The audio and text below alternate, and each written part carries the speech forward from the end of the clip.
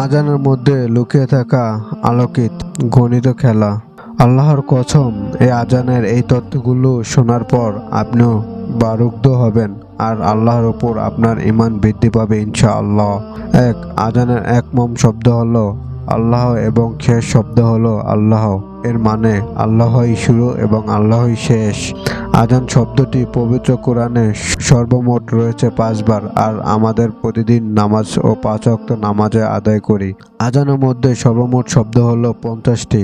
আর আল্লাহ মিরাজের সময় হযরত মুহাম্মদ সাল্লাল্লাহু আলাইহি সাল্লামকে সর্বপ্রথম 50 ওয়াক্ত ফরজ নামাজ দিয়েছিলেন, পরে তা কমিয়ে 5 ওয়াক্ত করা হয়। তার সহিহ হাদিস বলেন, একজন ব্যক্তি 5 ওয়াক্ত নামাজ আদায় করলে আল্লাহ তাকে 50 ওয়াক্ত নামাজের সওয়াব দিবেন।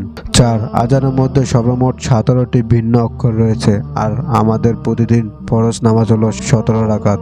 ফরজ 2 প্লাস জোহর, 4 প্লাস আসর, 4 প্লাস মাগরিব, 3 প্লাস এশার, 4 প্লাস মোট 17 রাকাত। আজানের মধ্যে সবচেয়ে ব্যবহৃত শব্দ হলো আল্লাহ।